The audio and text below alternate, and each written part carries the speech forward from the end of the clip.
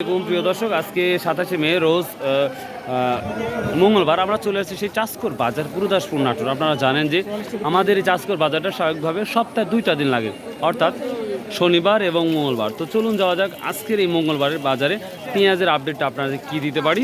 চলুন যাওয়া যাক। নর্মাল পেঁয়াজটা আমি প্রথমে শুরু করলাম। এটা কত বলছে আজকে? এটা কত বলছে? এটা 700 টাকা মনে বলছে, একবার নর্মালটা বলতে মানে একটু ভালো। এটা কত বলছে পেঁয়াজটা?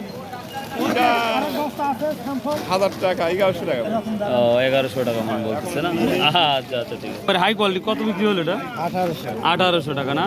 বাহ, প্রিয় দর্শক, ঈদের আগে আমরা দেখতে পাচ্ছি ভালো দামে 1800 টাকা। পেঁয়াজের বাজার সর্বোচ্চ আমরা যেটা দেখতে পাচ্ছি আজকে 1800 টাকা আজকের বাজারটা, পেঁয়াজের বাজার। ভাই আজ দাম বেশি, আমদানি কম মনে হচ্ছে? আমদানি আসলে বৃষ্টির জন্য কম।